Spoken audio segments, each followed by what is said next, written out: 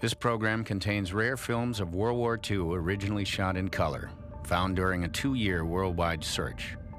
Much of it has never been seen on television before. These films are presented now in high definition. Some images are graphic in nature, and viewer discretion is advised. Previously on World War II in HD. Les finally mutters what we're all thinking. We're lost.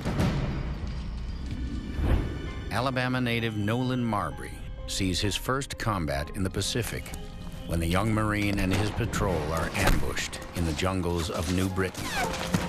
The Japs are coming from everywhere. My body can't stop shaking. Meanwhile, Nurse June Wandry travels from Wisconsin to North Africa and straight to the bloody front lines in Tunisia. Patients pour in from the front. I can't help wishing we could save them all. And in Europe. I could see the bullets coming in, and a whole stream of those bullets hit the ship. I was wounded all over. After surviving a strafing attack off Utah Beach, Charles Scheffel hitchhikes back to be with his men along the German border. And I'll be damned if I have to fight the Germans with a bunch of rookies.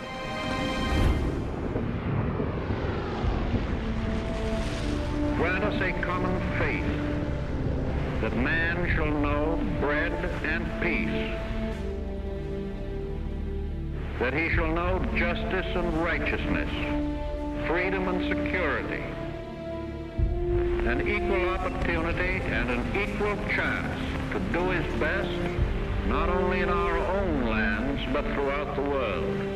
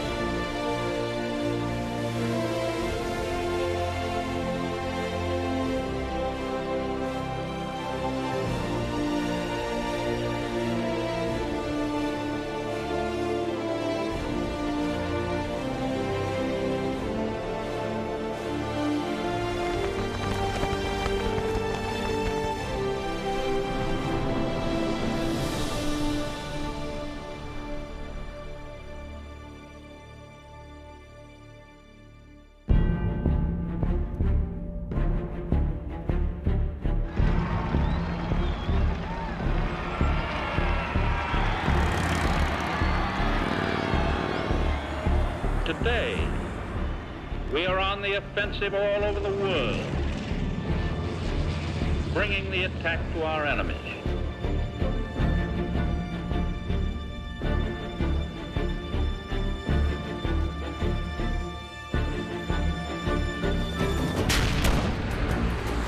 In the Pacific, by relentless submarine and naval attacks, amphibious thrusts, and ever-mounting air attacks, we have deprived the Japs of the power to check the momentum of our ever-growing and ever-advancing military forces.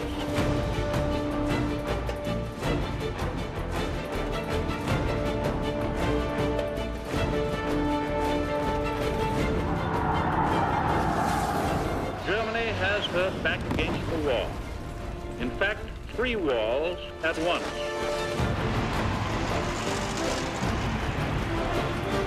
And allowing the enemy no respite, the Allies are now pressing hard on the heels of the Germans as they retreat northward in ever-growing confusion.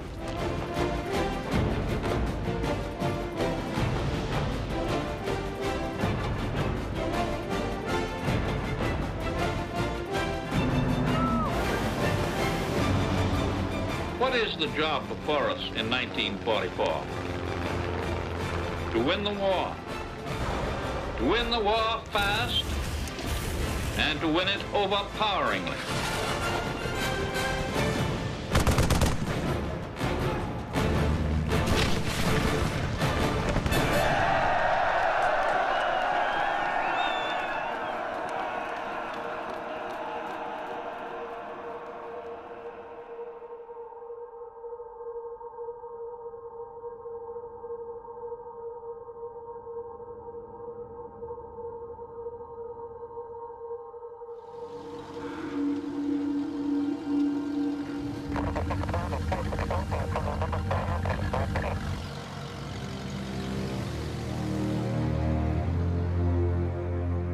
call this place the anus of the world.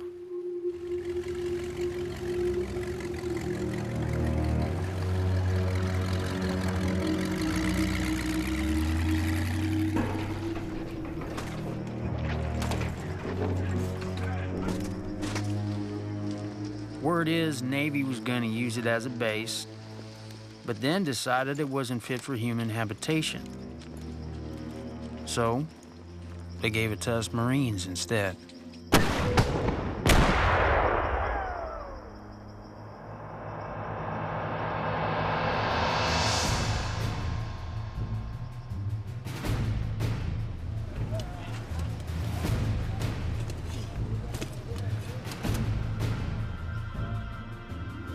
After barely surviving his first brutal engagement in the miserable jungles of New Britain, 21-year-old Nolan Marbury is on the South Pacific island of Pavuvu.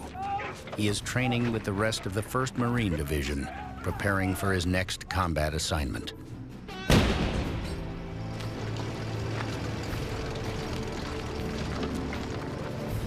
This dumb lieutenant keeps running around yelling, "Remember, you're under fire. There's a million Japs out there." But after being in combat, I know he doesn't know a damn thing. These war games, they ain't nothing like the real thing.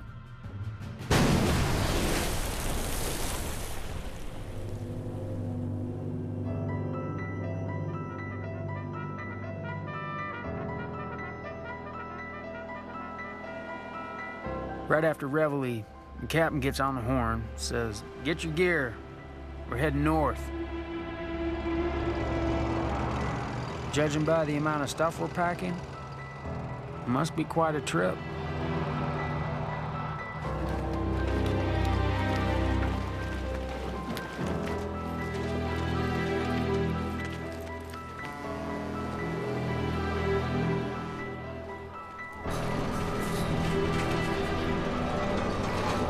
The ship's pulling out. The squawk box comes to life.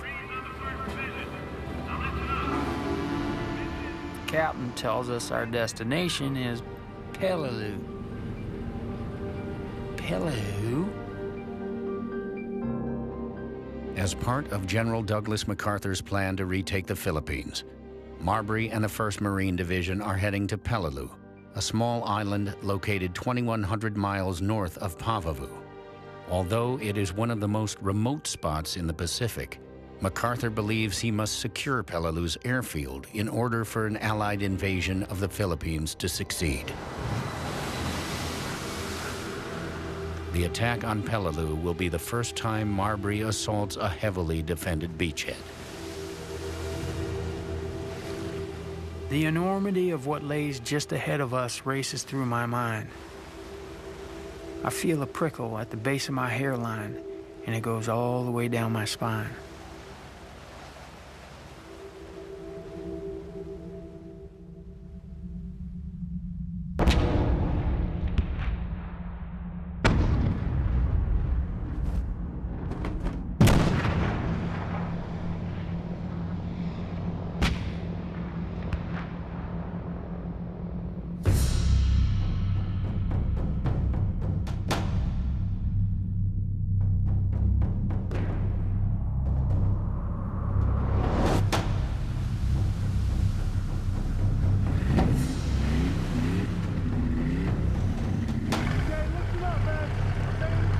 Our captain's voice booms, reminding us of our main objective, the airfield.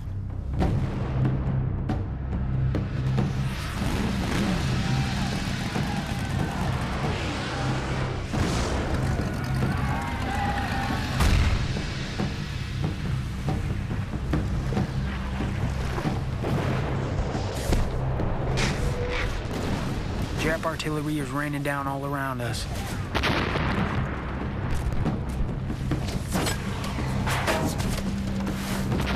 Our boat lurches with every shell it hits. We huddle close together and try to steady ourselves. No one says a word.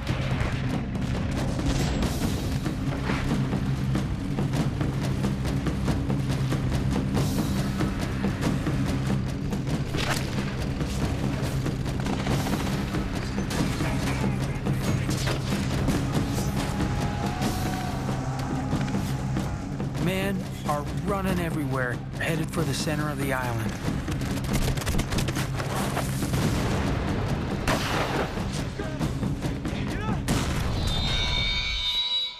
My eardrums feel like they will burst with every shell that hits. Marbury and the 4,500 Marines now on the shores of Peleliu find themselves at the gates of an unexpected hell. As the sweltering tropical heat engulfs them, the Japanese prepare to unleash a vicious surprise.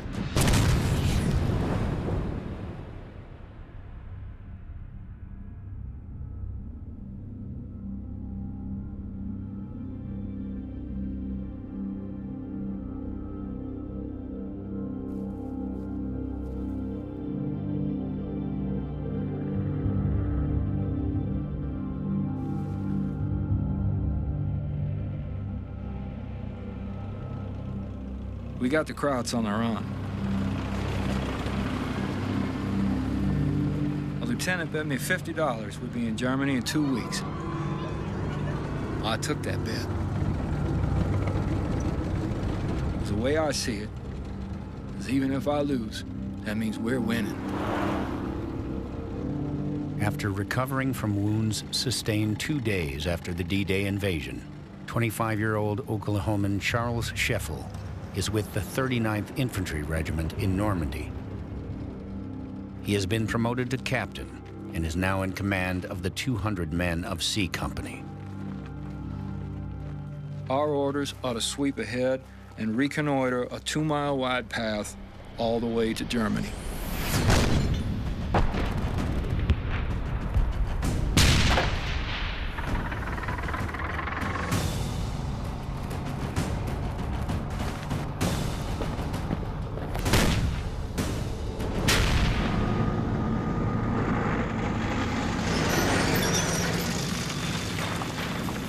After breaking through the German defenses in Normandy, the Allies are now fighting a potent and highly mobile war.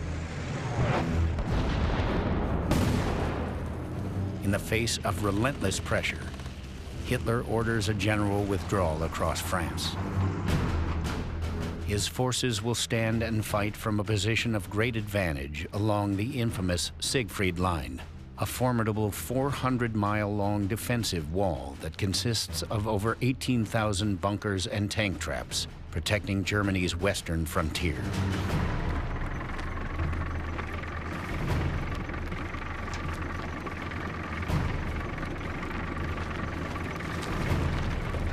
I hate towns.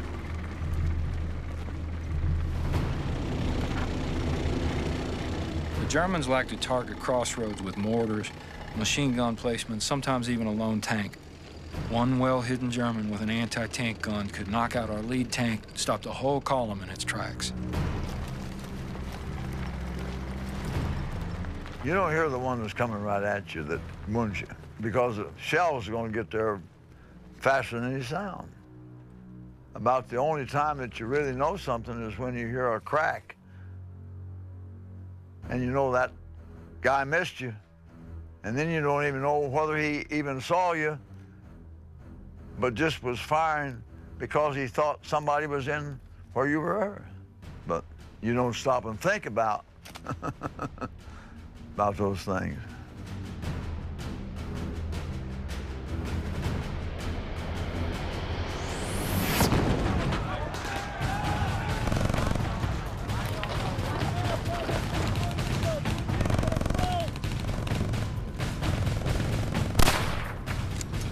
Towns battered by Allied bombings, Scheffel and his men engage in sporadic firefights with a desperate but determined enemy.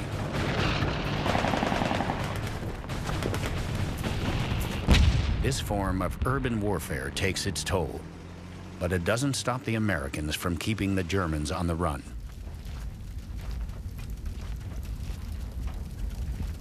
Once the 39th Infantry clears the town, Scheffel directs his men to push on and pursue the fleeing Germans.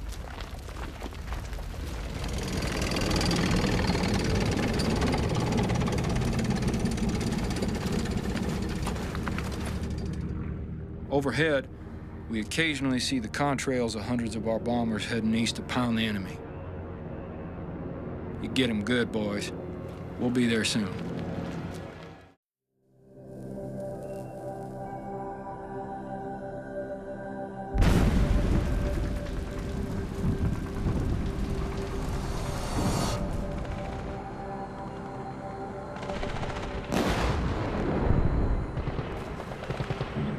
A voice yells out, "Move out!" So I start jumping over the bodies that don't move.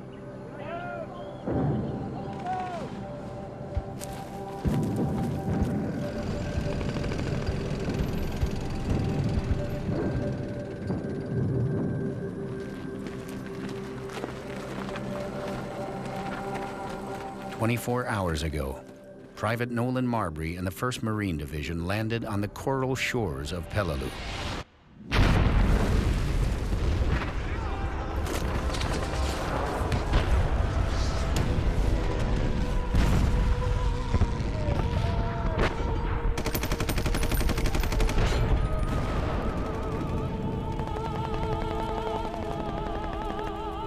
Their mission is to take the airfield and secure the island.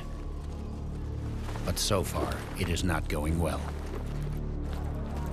Casualties already number well above 1,000.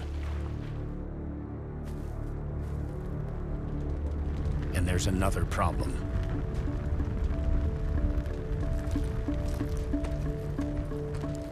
Temperatures on the sweltering Pacific island reach up to 115 degrees. Fresh water is in short supply, and Marines are falling over from heat exhaustion.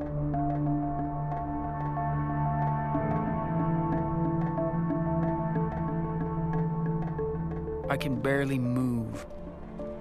My body aches. The heat and the sun are unbearable. The only water we have to drink has fuel in it. On the way here, somebody screwed up and gasoline ended up in our drinking supply.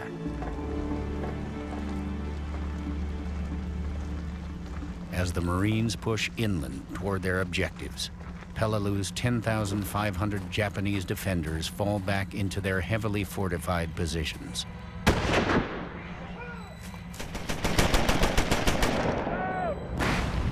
Unknown to the Marines, the Japanese are employing a new strategy.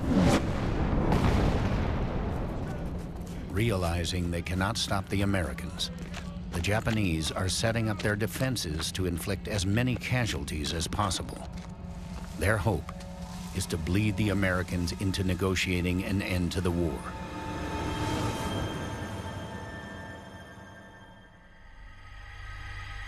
At the center of Peleliu is Umurbrogel Mountain, the island's highest point. There, the Japanese have built intricate defenses in the steep canyons and razor-sharp ridges overlooking the airfield. Nothing in the Marines' training or fighting experience has prepared them for a battle against such a virtually impregnable defensive position.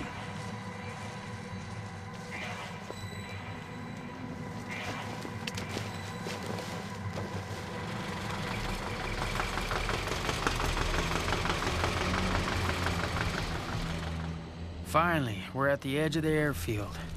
An officer tells us some Jap pillboxes up on the mountain are taking out a lot of our men.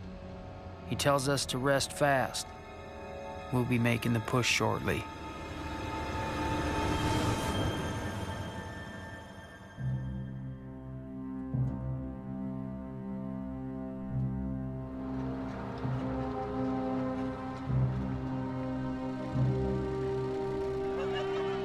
Dearest family, everywhere we go, the people shout, clap, throw kisses and flowers. It's a touching, humbling experience. Everyone seems to think we'll be in Berlin in no time. 24-year-old nurse June Wandry is with the American 7th Army advancing through France. After tending to wounded GIs in North Africa, Sicily, and Italy, Wandry and her surgical unit joined the Allied invasion force of over 150,000 troops that landed on France's Mediterranean coast on August 15th. They are now chasing the fast-moving invasion force up through southern France toward the German border.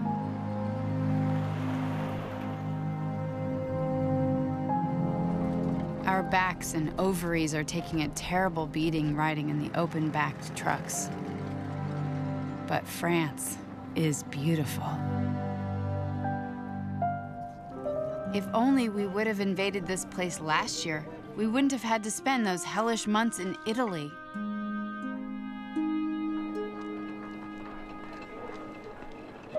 Although I did meet a young American supply sergeant named Max there.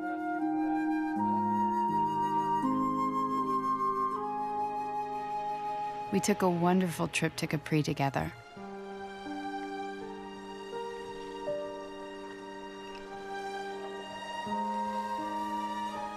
It was almost enough to make me forget about the war. Before I left Naples, we only had a few minutes left to say goodbye. So we promised each other we'd write often.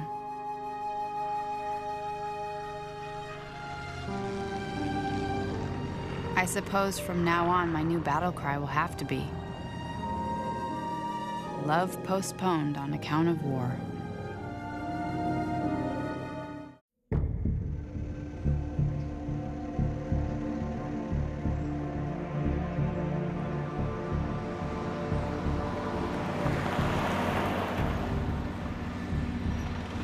The overpowering stench makes us throw up as we push through the torn bodies and broken equipment.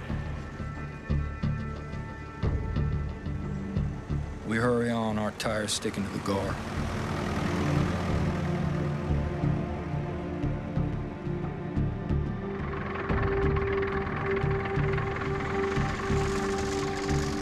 Captain Charles Scheffel and his company are crossing Belgium's farm country, heading toward the western border of Germany. Ahead of them looms Hitler's massively fortified Siegfried Line.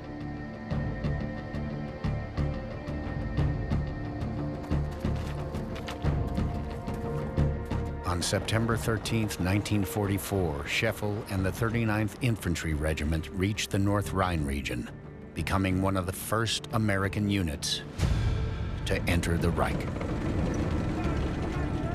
The next day, we're given a new objective, the town of Düren. And to get there, we'll have to clear out a small village on the way called Lammersdorf. When the colonel tells me, I stab my finger at the map and I ask if those two cross-hatched areas are what I think they are. He nods. It's the Siegfried Line. Looks like we're in for a long day.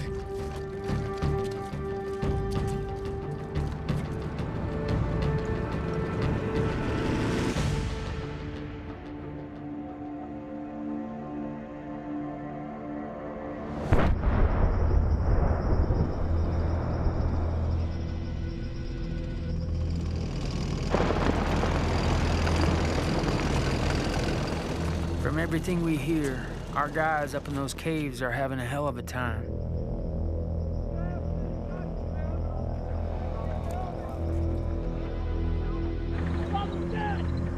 We're fighting on this damn island, and the Japs, they're fighting on the inside of it.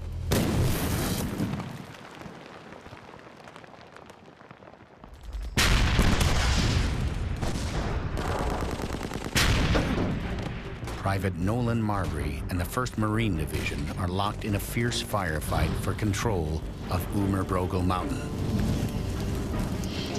As soon as the Americans control the mountain, they can begin using the island's airfield. Division operations estimated it would take 3 days to secure the entire island. But Marbury and the Marines are up against 10,500 deeply dug-in Japanese soldiers.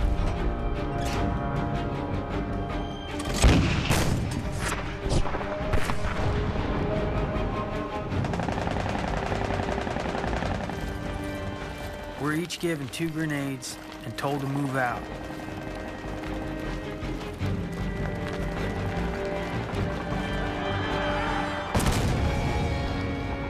Our flamethrowers run up to these double doors.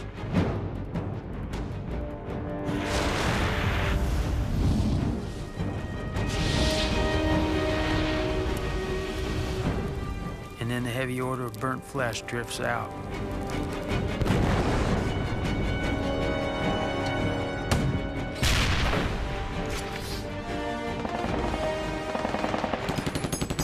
Everyone is firing away, but I try and save my ammo and make every shot count.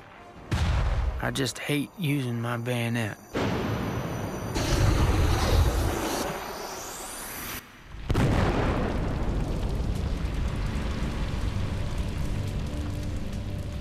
In previous amphibious landings, the Americans outnumbered the Japanese 3-1. But on Peleliu, it is the 9,000 Marines who are outnumbered. And casualties continue to mount.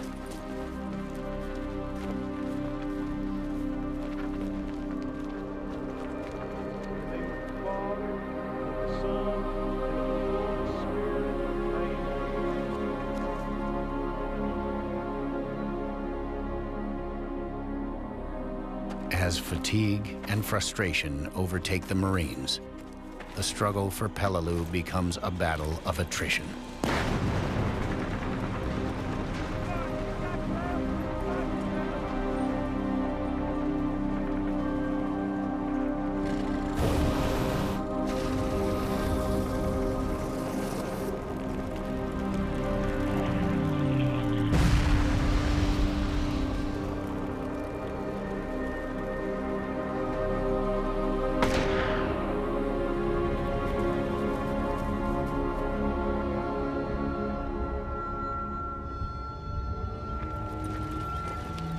The days blend into constant confusion. When we're not fighting, we walk around in a daze, sticking bayonets into Japs, making sure they aren't just plain dead.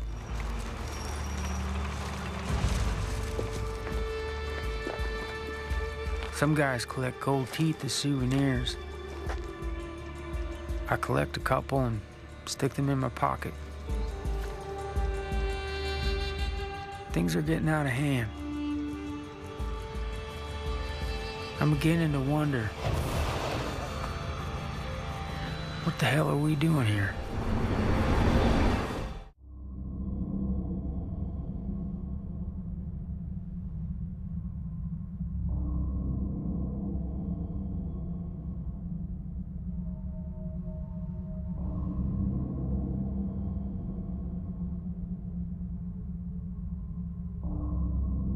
We pull slowly into the city only to find it's empty.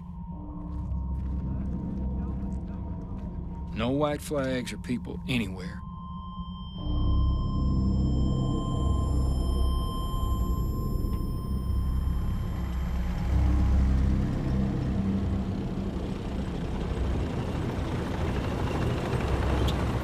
Captain Charles Scheffel and the 39th Infantry Regiment are entering the town of Lammersdorf, just inside Germany's border.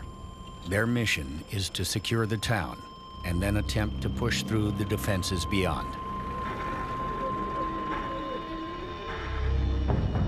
According to my map, about a mile ahead is a fortified hill along the Siegfried Line.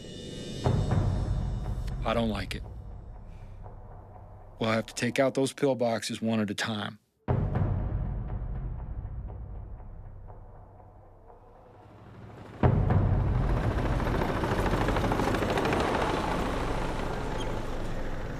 Our 4 tanks go first, single file, each with a squad of riflemen. I trail the last tank. I hear an incoming shell.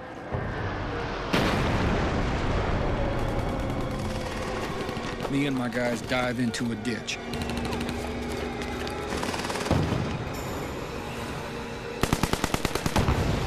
Our lead tank is in flames.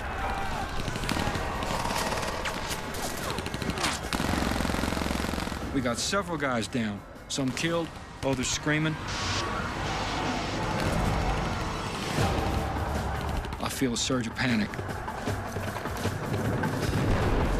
try to radio in artillery support. Come in, this is Charlie, come in, damn it, we need help. No answer.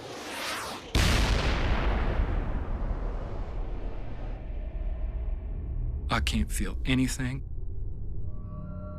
I can't see. There's just nothing. Maybe I'm dead.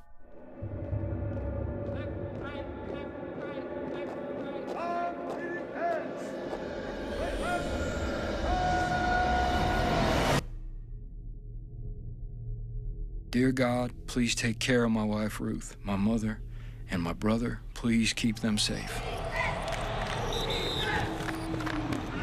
I feel myself falling out of limbo and back to earth. And I realize I'm still alive. I couldn't bend my arm. I looked at my feet where my bot man was laying, and he had a big sliver of steel right through his stomach. He's dead. I got a fragment in my right eye, and I'm bleeding all over.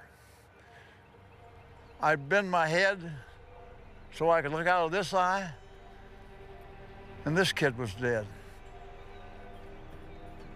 I was wounded in the leg and all over. And I realized if I just lay there, I would die. But I wanted to survive. I wanted to get back and make love to my wife. So I figured if I crawl back down this bar ditch, I'll eventually run into one of some of my own men. So I dragged myself with this arm. And you know who I ran into? A medic.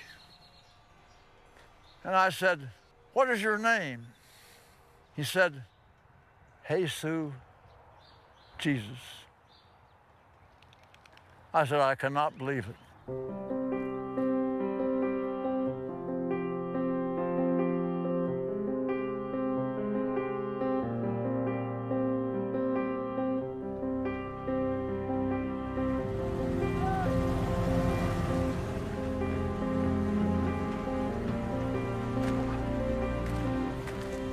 We've got a lot of wounded rolling in.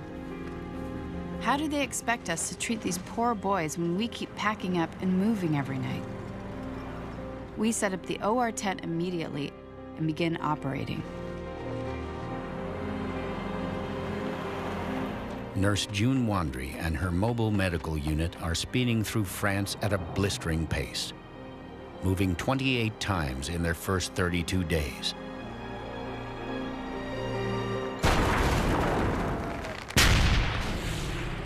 They are chasing the Germans, who are launching brutal counterattacks even as they withdraw toward their homeland.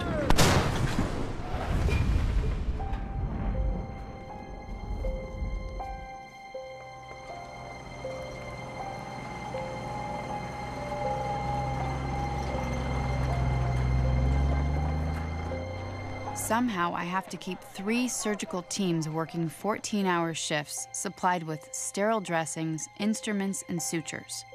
It's impossible to get the bloody linens clean with our limited water supply. And how am I going to get the laundry dry to provide enough sterile linens for the OR?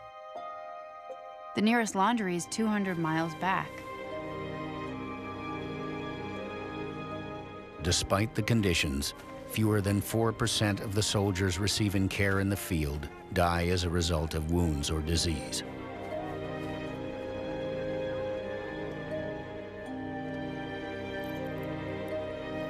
We work and work. The days run into each other with continuous surgery.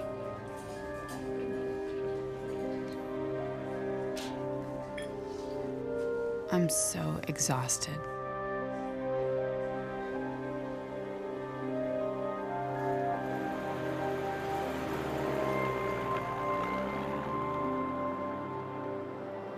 When it's quiet, All I do is worry about what's going to happen next.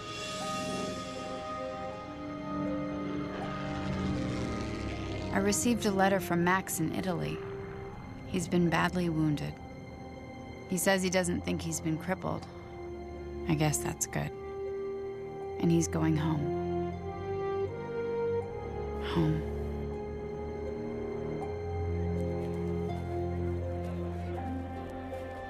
One thing is sure. I'm not going home for Christmas this year.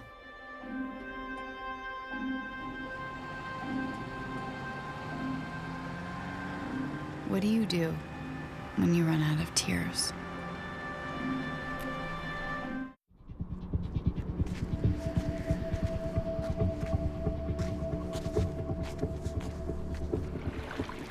Today is day 10.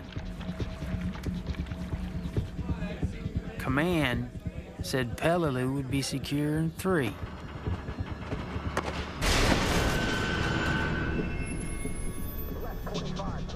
As most of the Marines continue the bloody struggle for control of Umberbrogel Mountain, Nolan Marbury and a small group of Marines are ordered to secure a beach on the far side of the island. Although most of the enemy seems to be up in the hills, they advance cautiously. Marbury knows that the Japanese could be anywhere.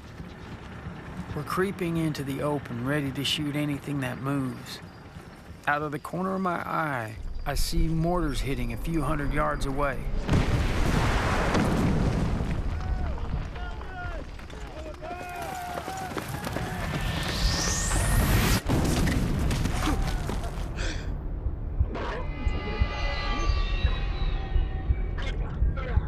There's a piercing pain. I'm falling into a daze.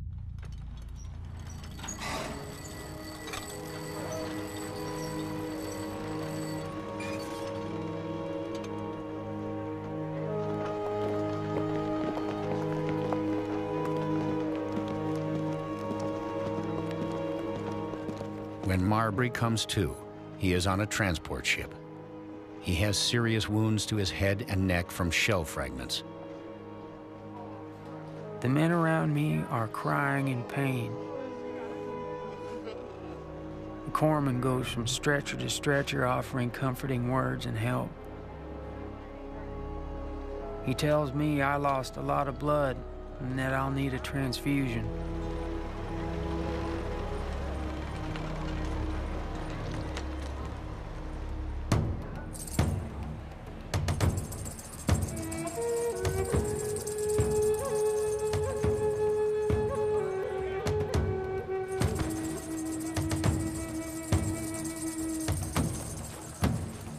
A week later, Marbury arrives back on Papavu Island, where he will spend the next few weeks recovering. After we land, I'm swarmed by new replacements asking millions of questions.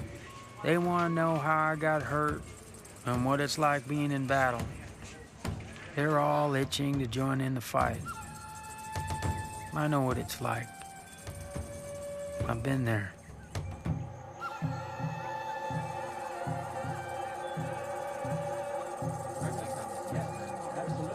By the time Marbury makes a full recovery, he is promoted to corporal. He rests and awaits his next orders.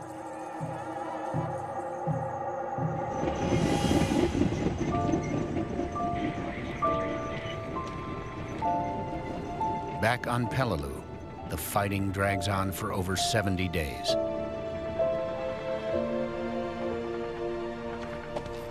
America eventually wins the battle, but the cost is tremendous. Almost 10,000 Marines and Army soldiers are killed or wounded.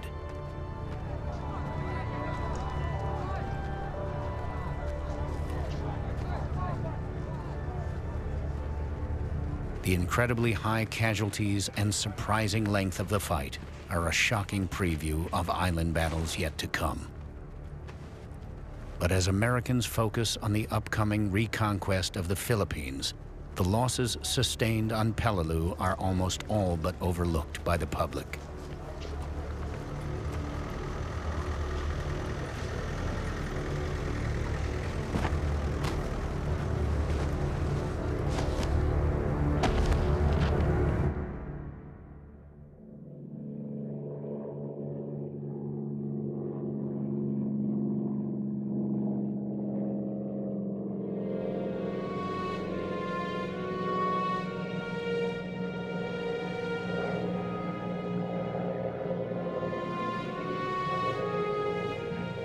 mass of emotions rushes in on me.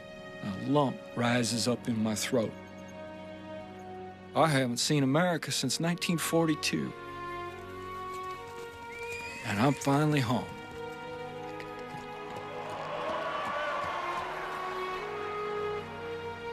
Less than a month after nearly being killed by German mortar fire in a battle at the Siegfried Line, Captain Charles Scheffel arrives back in the U.S. Army doctors at the front managed to save his life, but were forced to amputate his trigger finger.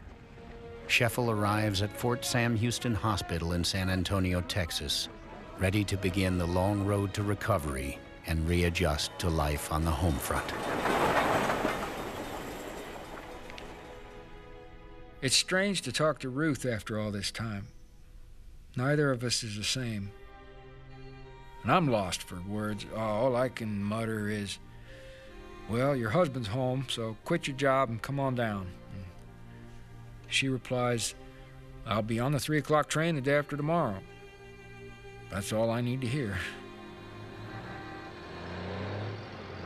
I have 2 days to find us a hotel room in a town that has no vacancies. San Antonio is filled with wounded soldiers and their families. I go from hotel to hotel, asking in vain if there's any cancellations, and finally I park myself in the lobby of the St. Anthony Hotel downtown, hoping for a miracle. And while I was sitting there in this hotel, 3 hours before my wife was to get here, a guy walked up to me, and he said, Captain, you look like a man that is in trouble. I guess he'd seen me sitting there. And he walked off. He came back about 2 minutes later and said, Captain, hold out your hand. I couldn't believe it. He laid the keys to a room in my hands. So when I saw my wife and hugged her, I told her, I said, honey, we have a room in the Arlington Hotel. So we went there, and what had this guy done? We stayed in the suite that night. My wife gave birth to our first child 9 months today after that night. True story.